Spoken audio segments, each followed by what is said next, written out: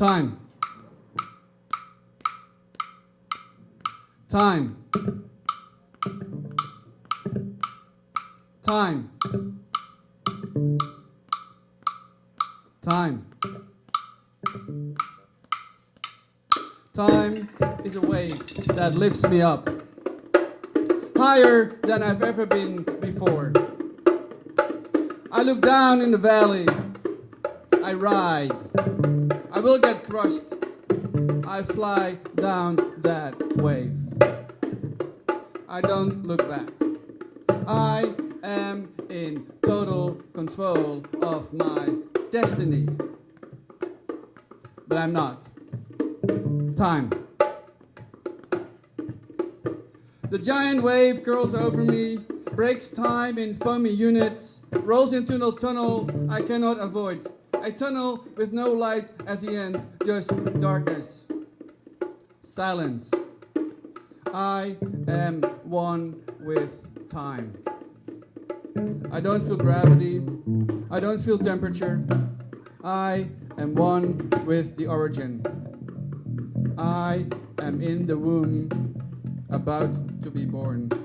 Life at its inception. My history, so it seems, fractured pieces of a puzzle randomly put together. I sink to the surface. My first breath. I cry. No one is here. Just my board, connected with me with a cord. I can start all over again. Where is the next wave?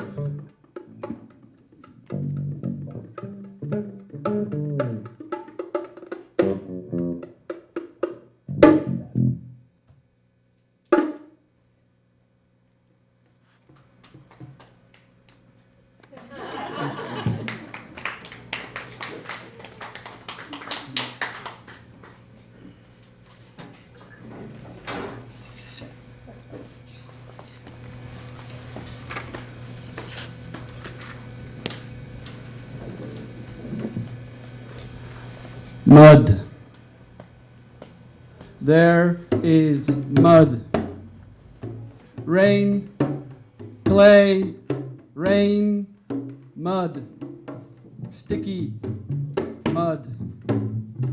Clumps sticking to my skin and my body hair. Nails grow. I claw myself through the mud. I wear something that once belonged to someone a long time. I use wraps of skin around my feet. They won't be dry, but not so cold. My house is made of mud. We all piss where we are. We take a shit away in the mud. That's how it is. We have fire. The wood has to come from far. Clay pots to cook the food and bake the bread. The smell of Valhalla. I am a hunter. I bring meat for all to share and skins for all to wear. Our leader wears a bearskin. An animal he once killed, he is revered by our clan and the one on the sand 2 days away. Our chief is friendly. He shares his meat.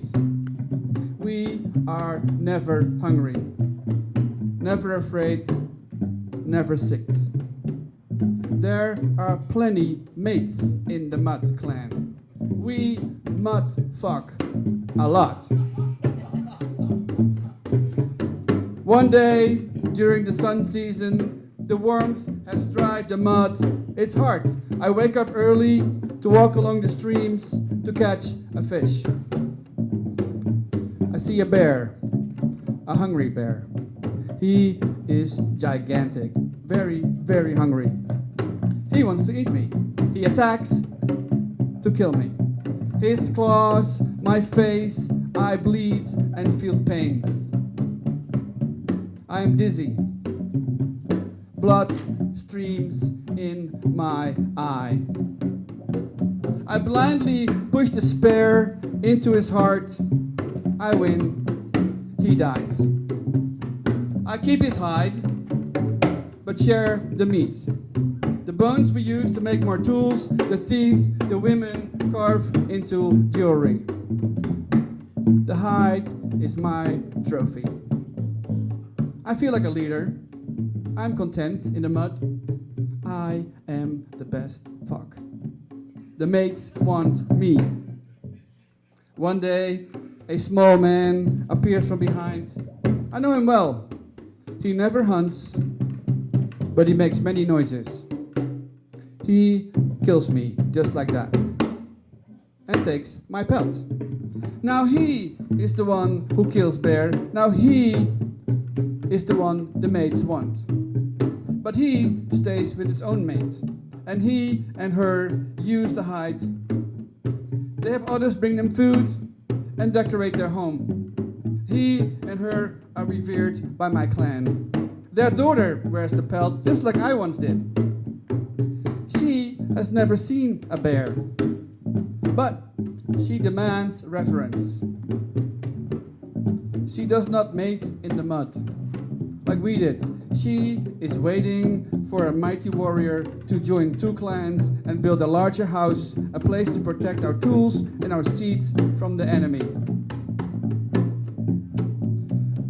I sometimes wonder here in Valhalla, what would have happened if I had slain him and he had died instead of me?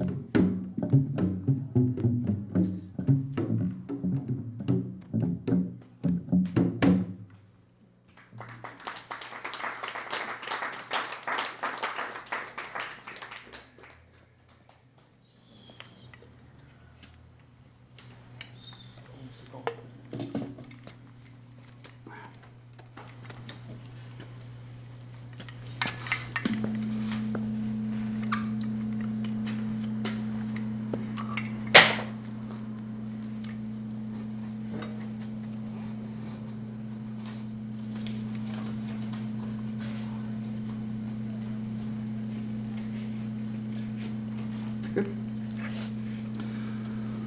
All my life, I wanted to fly. To be a bird. Or like a bird. I stare at them as they fly by, wondrously staring. So much so that it's noticeable to other people. Often, in conversation with someone, a bird flies by, and just like that, I'll be gone. Gone in my own world, watching their every moment. Trevor is my name, but people call me Birdman. Birdman of Alcatraz. It doesn't bother me. Whenever I feel restless, I walk the path up to the small mountain overlooking the lake. It is my favorite place. I will stand there for an hour or more watching the birds fly by. I watch them all, but the larger ones are my favorite. Graceful hawks, the occasional falcon or eagle. I love to watch them glide through the sky. Birds of prey. I want to be one. Wide-eyed, staring, unblinking, crazy smile. I want to fly. To the mountaintop I go more and more often, perfectly happy overlooking this lake. Then I will come back to work and never complain. They start to call me crazy. I don't hang out with anyone anymore. Don't talk much either. Nothing makes me as happy as watching the birds drifting along freely like they own the sky. One day, I leave my home earlier than usual. I stand over the lake for many, many hours this time, breathing deeply. I barely move. Today is different. On this day, I am a bird. I can feel it. Standing on my toes, chin pointing out, head held high, I am a bird. Stretching every muscle, every intention, all concentration on that hawk. I am that hawk. I can fly. I raise my arms. I'm sure I'm right. I believe I can fly. I stretch, I reach, I take off, I rise up majestically, and then crash down into the lake, my favorite lake. To the bottom I sink. I lie on the overgrown floor of the lake and I'm running out of air. I swam in this lake hundreds of times in my youth, but this is different. This time I feel like I belong here and the water won't let me up. A sense of belonging overwhelms me. I do not panic.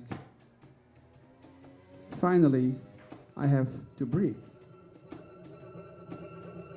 I inhale deeply. How do I breathe? Through my gills, of course. I am not a bird. I am no longer human. I am a fish.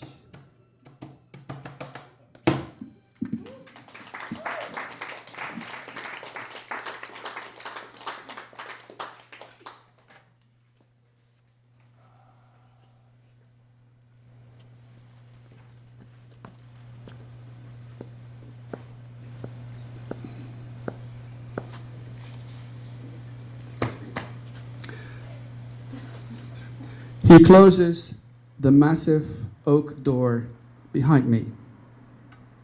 Click. That is a strange sound. Stainless hardware. Something breaks inside. I am locked in a very small room. My mind shoots into resolution mode. I am the dad, I think. I am an example. I don't panic.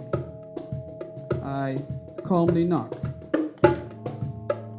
No response. I call, but don't shout. Silence. My heartbeat accelerates. Finally, a sound. I ask for a screwdriver, but instead I get a suggestion. No! Don't call the locksmith. I'd rather die. There are limits to my impotence. There is the incoherent sound of amusement on the other side. Can I please have a screwdriver? There is silence. For the first time in my life, I feel genuine fear. And for the first time in my life, I hyperventilate. I have no idea what happens to my body. I can't think straight. I need to get out of this place. Outside, there is silly laughter. I scream. I hit. I kick. I can't control myself anymore. I don't know about the paper bag. I don't know about oxygen flow. Suddenly a screwdriver slides underneath the door. I hack as hard as I can. The whole assembly comes off. The door opens. I breathe. But I am not free. My heart feels tight. A locked, cold, metal hand squeezes my heart. Every time it expands, I feel it. I have to learn to live with this contraption that holds my heart, occasionally causing a panic attack. I feel like a deer in a land full of wolves. I take fighting classes for self-defense. I drink late at night when all predators are asleep. I sleep like a sailor, drunk but always alert for the next disaster. Life is exhausting. Years go by. I read every self-help book I can find. I consult shamans and priests. Therapy, I try. Many hours of talk, single and in group. To me, therapy only strengthens the disabling grip on my heart, cementing the status quo, adding more weight to its burden. Fear is not a stable force. I know now how it feels to hit rock bottom, believing you can't sink any deeper, to realize underneath there is another layer of despair, deeper, darker, dangerous. And even every time I hit the next floor with less light and less air, I pray this will be the last. I don't know how I will survive this. Then one day, I realize, as I am sitting here at the bottom of this supposedly bottomless pit, the only thing that is holding me down is gravity. But, so I reason, there is no gravity in metaphors. There's no gravity in pain, in loneliness, in desperation, in depression. Why on earth am I weighing myself down? How to escape from this metaphorical well? Turn reality upside down and fall out? Or wish all the walls away? I don't know the answer. What is holding me down? Who has the key, I keep thinking? This magical, metaphorical key to freedom that resides in someone's drawer. I can't call the locksmith, echoes in my head. Am I opposed to this person because I don't want help? The thought frightens me. Why not allow someone, this man with a key, who can open every lock without breaking it? The man to whom there are no secrets. That man I should call for. He is the only one who can help free me from this dire situation. I make the call. When he knocks, I feel a shiver. It's him. I take a deep breath. I open the door. I look him straight in his eyes. I should be shocked, but I am not. My older self stands in front of me. He looks me straight in my eyes. The same eye color, the same twinkle. You never called, he said. He puts his hand on my shoulder. There's nothing to figure out, son. Just do it. Fucking fly. Do you want to be a key man? He turns around and leaves. I don't want to be a key man. I decide there and then that I want to do this. I take a pen in my hand. I feel a certain breeze, light air around me, fresh and crisp. Shit, I'm off the ground. I can see my house grow smaller and smaller. The grip on my heart loosens. I take a deep breath. I hear a click inside. I am free.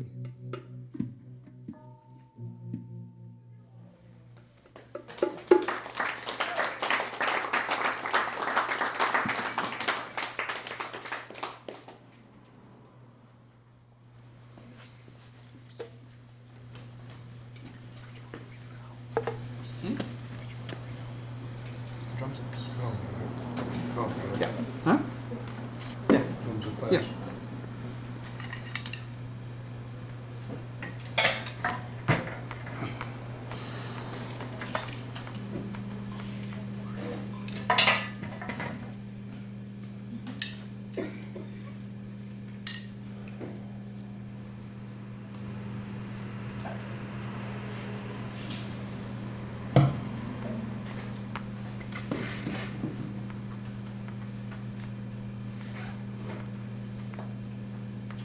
Right?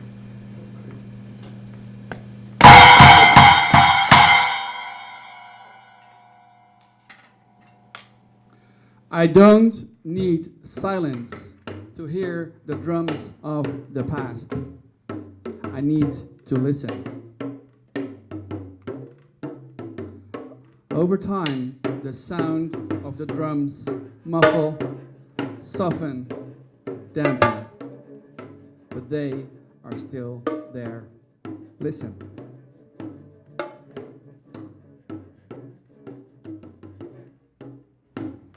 Life's heartbeat. I dream of the drums. I dream of the drums like a dream of paradise, attainable but too far away to reach. The drums are real, like distant stars shining down on us, brightening our summer skies like kisses in the rain.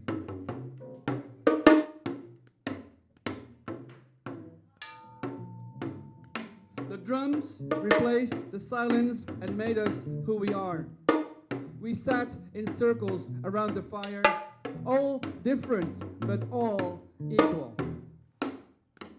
All different but all equal. I see the cathedral burning. I've been there. I listened to the organ. I saw a huge barrel filled with incense swing from the rafters, the same rafters ablaze. It is just a building. A building created to gather and worship a god of greed and genocide. There were no drums burned. Our mother does not beat a drum. Our mother was a creation to break the circle. Jesus came down and sat with me in the circle. All different, all together. All different, all equal. The God of Notre Dame is not the God of unity, the circle. The God of Notre Dame is the God of the cross. The cross. The layout of the church at the top, the altar, exclusive to the servants of the church. The arms, exclusive to the merchants whose status directs them to their own seats. Then the long, the ship, exclusive to the believers, the people on board, the people donating their last penny. And me, I'm outside. I don't feel like I belong in this structure. This structure. This structure we have constructed and now find everywhere, indicating to most of us, you don't belong here. There are no drums. There's no circle. All different, all unequal. All different, all unequal. Mind you, Jesus did not choose the cross. The Romans chose the cross to kill him with. His followers, the Romans at heart, broke my circle and silenced the drums of peace. All unequal now and forever. The cross became an agency of suffering because of inequality. We have no business celebrating inequality, causing murder, destruction, and poisoning. I say, cut off the arms, the head, the body of the cross, and gather there at what is left. A small square right where the heart is. Let's gather there in the middle and beat our drums and pray.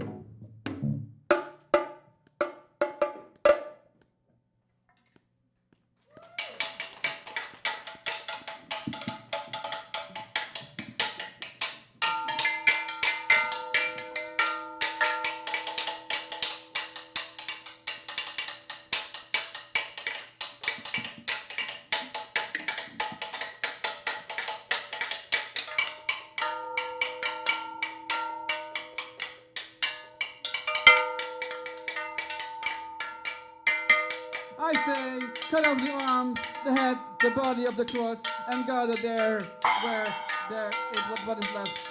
A small square, right where his heart was. Let's gather there in the middle and beat our drums and pray.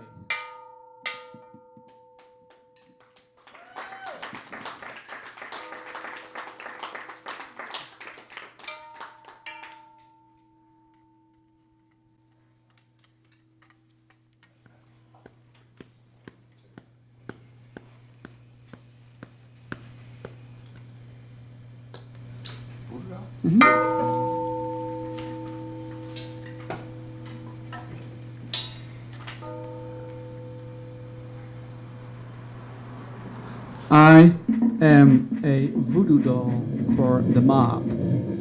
Like I said, odd profession, I know. You have no idea what it's like. I cannot feel pain or pleasure. All feelings, all inflections flow through me. I am a conduit to others' pain.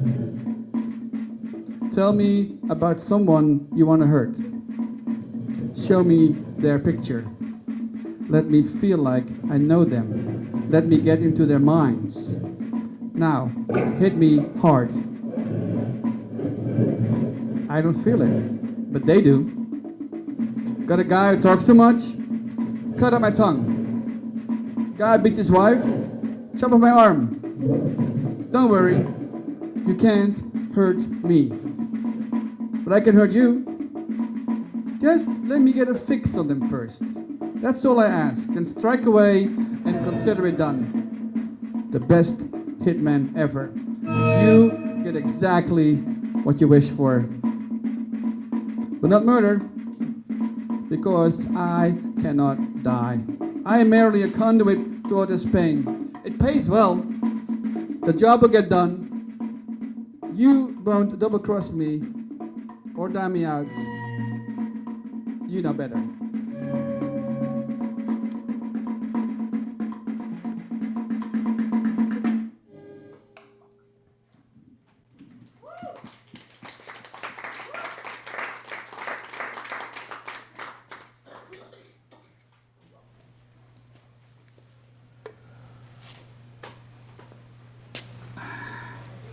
The one I can't pronounce, right? That's right.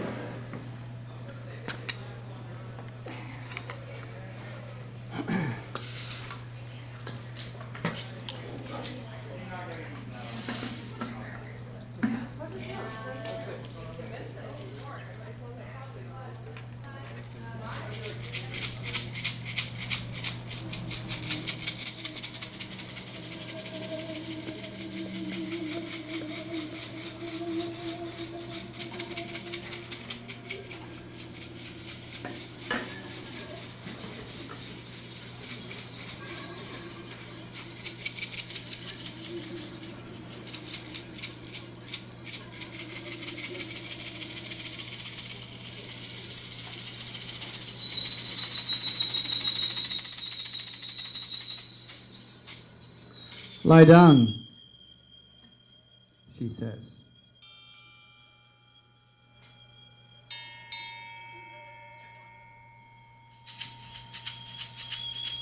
Close your eyes, she says.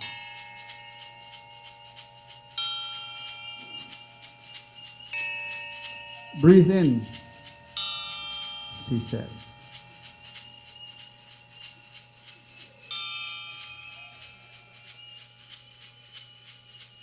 Empty your mind, she says.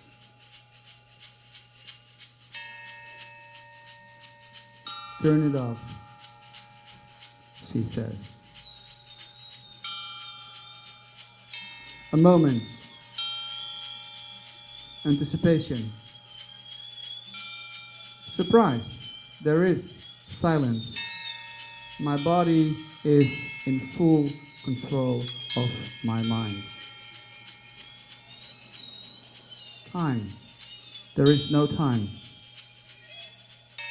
Space. There is no space. There is nothing. Complete submission.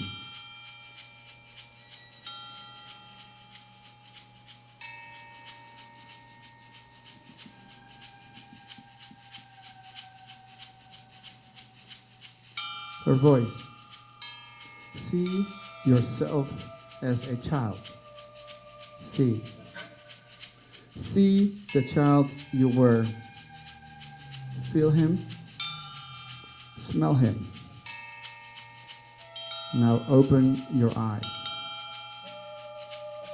Look at him. I open my eyes. I look at the 6-year-old self. My 6-year-old self looks up at me. Look at him, she says. I look at myself.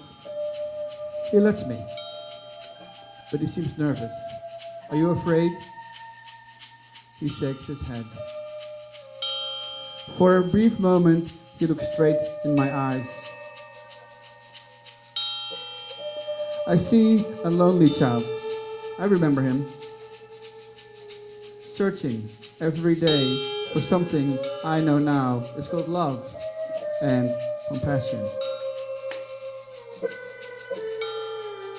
I can feel his skin begging for contact. I hug him.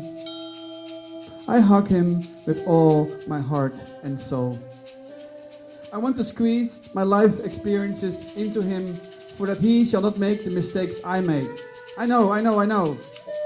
The only thing I really can do is make him feel love. From his perspective, I must be God the Father. I am love. I will die to save him. He sits on my lap. I stroke his hair. I hear her voice far away in another universe. I feel my focus fading. He disappears, but not his imprint. I can still feel him. A sudden emotion overwhelms me. I just realized for the first time in my life, I experienced unconditional love. I felt grateful and complete, knowing my inner child is alive and loved.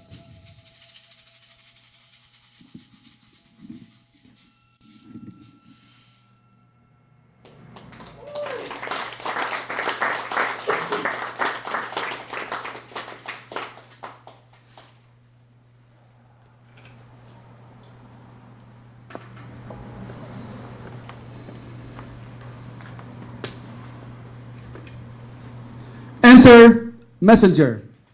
The goddess, he says, requires your eye.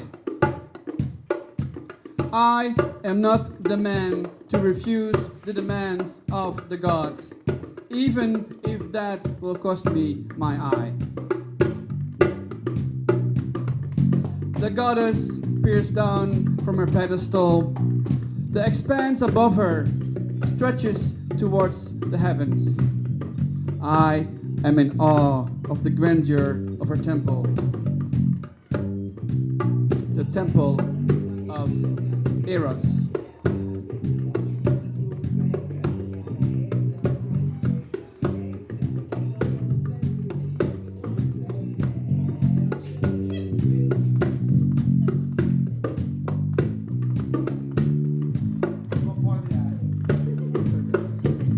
The temple of Eros. Dionysus! Dionysus' menacing shadow hovers over me. I can smell the bloodstained scent of Hecuba and Iphigenia and Daphne and Medea. Hypatia smiles. Give me your eye, the goddess demands. I need to see my truth through your eye. Why me? I ask. She stares at me impatiently. You have friendly eyes, she says, for a man. Now hand it to me. I give her my eye. She screams. She screams, say it isn't so. Is that what you see? I dare not confirm or deny. Fear strikes my heart. The goddess's wrath. I dare not. Speak, she says. I am shocked. Speak. The goddess screams. Speak, or you will perish in the underworld. You have fought Zeus, I say, and yet you have lost. She aims flaming bolts of anger directly at my tender soul. No riddles. Her piercing stare is as sharp as a Persian sword. I have no shield to speak of. I won. I dance on his pitied soul. He is done for, rot in Hades for the rest of his life. I am victory. I do not respond. Speak, she thunders. I dare not speak. My inner walls are up, firmly set in ancient clay, protecting me, making me feel safe from any attack. Speak! Speak! Speak! Speak! Speak! Her words land like flaming projectiles and weaken my defense. My security breaches. My fortification weakens strike after strike after strike after strike until nothing stands upright and my ego is fully shattered. The siege is complete. I am hers. Speak, she says, punishing my naked soul. My words are a heavier burden than lead lying lower than the deepest well. I tell her, you don't act victorious. My lips tremble, waiting for Medusa's wrath to rain down on me. The goddess sits. The goddess thinks. The goddess nods. Belief sets in. She suddenly rises and gives me my eye. I look up to her like I've never looked up to another person. You know, Zeus has been defeated, I say. Think about yourself set in marble. How do you want to see yourself in stone for eternity? I don't await her answer. Don't show me your victimhood. We need leaders, not martyrs. No more victims. Show me your fist. Raise your chin. Spread your fucking legs. Give me those fiery eyes. I risk my life once more by giving her directives, but the goddess abides. Evcharisto, she says. Thank you. I must stay, alloy, propatesi. We are all conditioned. As a token of her kindness, she now gives me her eye. The goddess embraces me like an equal and tells me to look through her eye. With the eye of the goddess, I am to see myself for the first time as I am. Behold the man, she says. Through the eye of the goddess, my life appears in front of me. I carry a boy, and then another. I feed a boy, and then another. I laugh for a boy, and then another. I hold a boy, and then another. I cry with a boy, and then another. I curse at a boy, and then another. I pick up after a boy, and then another. I am proud of a boy, and then another. I let my boy fly, and then another. I see my boy shine, and then another. I am a woman, just like any other.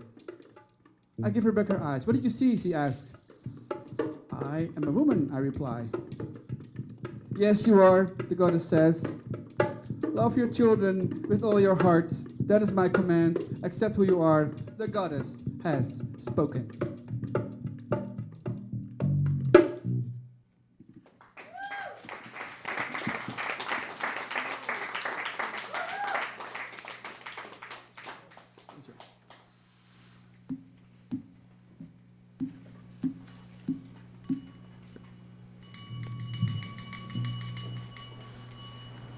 The steel grate shines without reflection. I see his eyes in between horizontal bars. We pray on our knees before the match to show respect to this ancient art.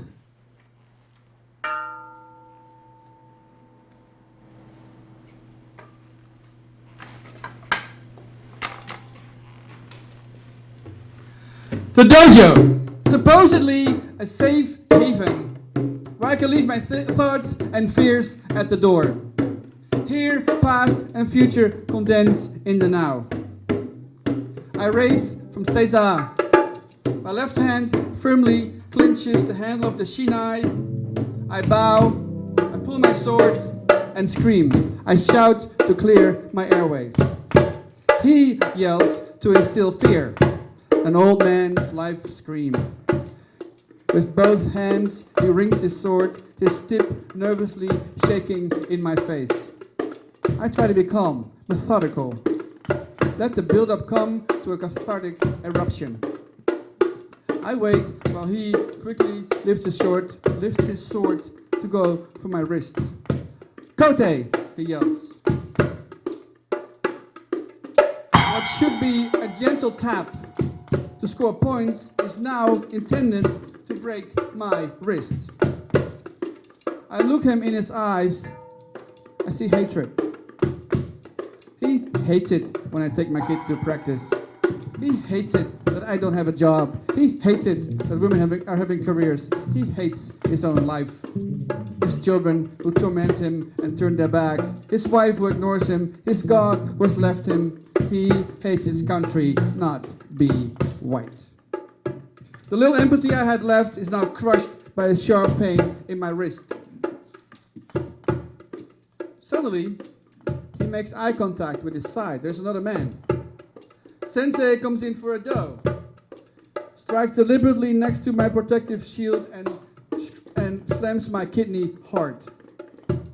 I can feel the other man behind me. He wants to step in, finish the job. I want to walk away. I am not a warrior. I'm a pacifist. I have never struck a man before. On the other hand, I am a man, a houseman. To walk would mean validation. Another hit. The unprotected side of my head. The bamboo arrives with ear-ringing voice. My charged muscles raise my hands over my head at light speed and let him come down. Man! The sword crashes down on the top of his head, right behind the protective metal ring. His eyes pop. I raise mine. His sword swings sideways once more. I raise mine to protect my head. His bamboo crashes against mine. I push his sword down and wide, and with a quick flick, disarm him. His sword slaps the ground. Instead of killing an unarmed Midwestern man, I step back, ready to strike. The other man behind me wants to step in, but Sensei gestures, stay. Faithful like a dog, he obeys. Sensei picks up his sword and without hesitation charges. An avalanche out of control, trying to hit any of my unprotected body parts. His sword hits my shoulder hard. I scream like a wounded cat. The momentum launches him forward. Our masks touch. I can smell his toxic breath and see his eyes are set to kill. I push him back as hard as I can and whack his leading head full force. Kote! An unprotected wrist would have been shattered. He bites his lip and goes for the forbidden move. Ski. A strike to the throat. Full force, it is deadly. I turn sideways. He storms through, stumbles, and falls. Now I want to finish him off right there. One hater less, one racist less, one misogynist less, one filthy, ignorant, hateful voter less. I'm hit from behind. His fiberglass shinai crushes my right elbow. A cowardly attack. I turn to see another pair of hateful "we are the law" eyes. I can see the archaic wish for self-determination. These eyes represent everything I hate.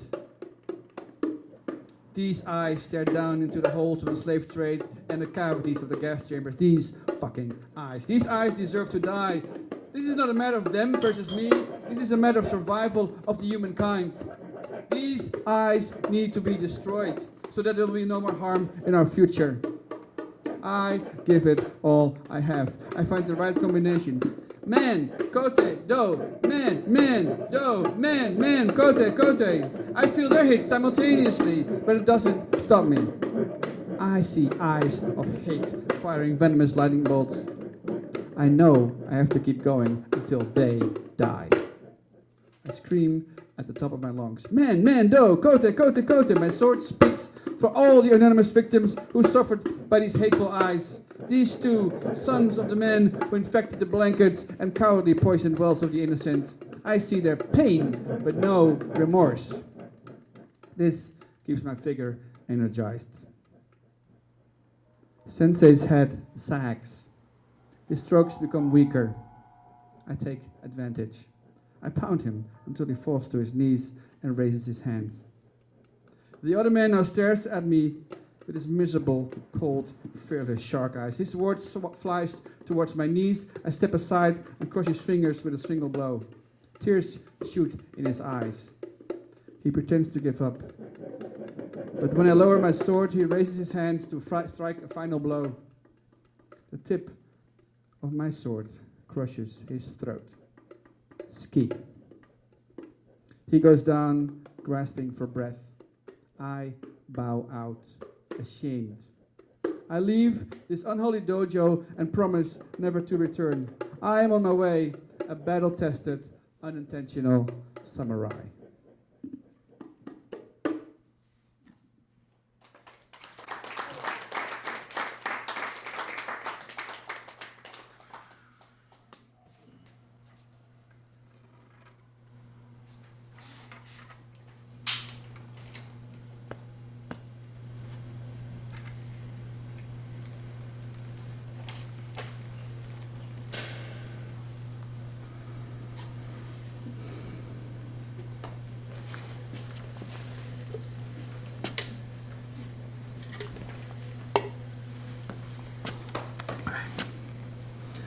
My tree is an oak tree.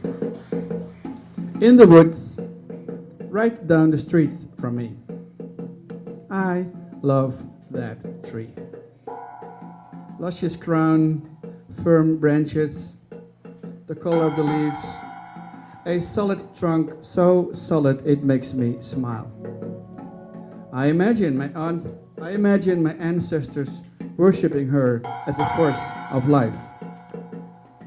The sacred protection she offers to pray, debate, and secretly explore romance.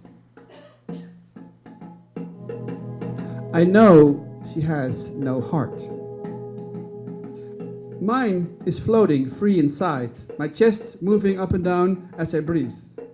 Capillaries underneath her bark do all the work, pumping life juice towards luscious foliage. One day, my heart heavy, burdened with sorrow, I seek solace with her. I kneel to meditate in her shadow. I close my eyes and submit to the soil. The pain in my heart slowly seeps away. I breathe in through my nose. My knees are firmly planted in the earth. My pounding heart comes to a calm rhythm and slowly sinks into my body, down to the root chakra and then towards the center of the earth. I can hear her sap run like blood, but without the rhythm of a heartbeat, more like a constant current. All of a sudden, I experience the manifestation of a presence wanting to be known, like accepting a new friend online. I accept.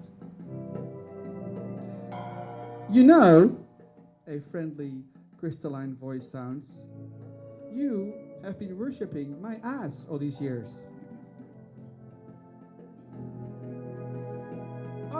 Oxygen is tree poop. Here is my mouth. She kisses me on my cheek with her root moist and firm. Look around, she says. This is life on earth. You live in our sewer. She opens my eyes to an unseen universe. More amazing creatures of all shapes and sizes than there are stars in the sky. You trample and piss on your own source of life, she whispers. May I kiss you once more? She kisses me. I'm in awe. I'm in awe by the magnificence and the complexity of creation. Stay with me, I hear her say. She kisses me and hugs me and makes me feel alive. Come, be one with me, she says. We belong together, you and I. Please, let me set you free from the underworld. My aching heart wants to be set free. I don't want to be alone anymore. I embrace her and say yes. She holds my glowing heart right in front of me. It looks for a brief moment. I see her face, her smile in the glow of my heart. I nod. She absorbs me. We are one.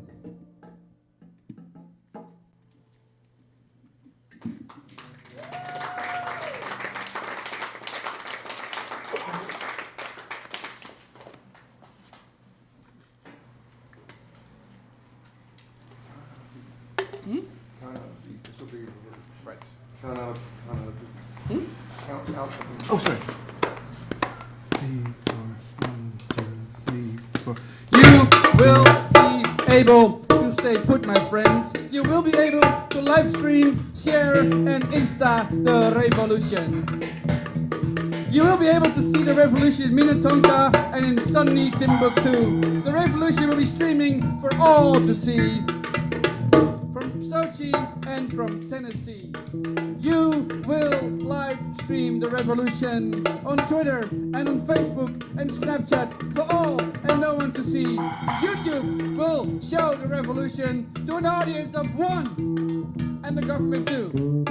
The revolution will be shown in every format imaginable. The revolution will be colored, time-coded, electrified, sound-modified. The revolution will be filmed on sticks, gimbals, dollies, and tripods. The revolution will set up a sailing cameras. Buy your black magic stock now.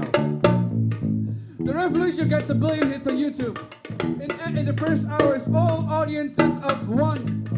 Powerless masses. Google will make millions. The revolution will be liked 1 billion times. Facebook will make millions too. The revolution will shine in a resolution big enough to project the full image of the revolution on an entire third world country. Even celebrities and politicians and members of the owner class will live stream the revolution on their golden phones with diamond lenses. The poor will point their phone the same way as the rich because the revolution will be live streamed. The revolution will be grand. The revolution will be live streamed. We all hold our phone cameras waiting for the revolution to start. The revolution will be live streamed. Hello? Revolution? 4K? 6K? What if there is a revolution and no one shows up? Who is going to make that one step? Who is going to risk life and reputation? And who are we fighting against? The last revolution is a revolution of one. 1, 2, 3. My last revolution is a revolution of me. My last revolution is a revolution of self. My last revolution is deciding it's me. My last revolution is a revolution of me. My last revolution is a revolution of self. My last revolution is deciding it's me. My last revolution is a revolution of me. My last revolution is a revolution of self. My last revolution is deciding it's me. Thank you very much for coming.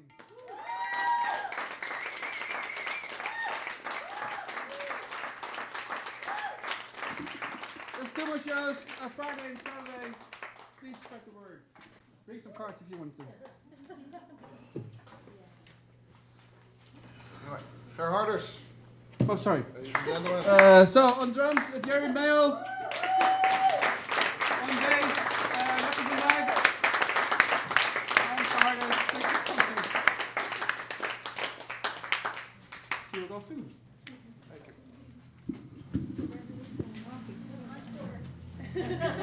We're out of. Well, Oh. we stand together? Can we stand together? Can we stand together? Only for very short times. Yeah, come on up together. If someone can stay behind and help me with the chairs.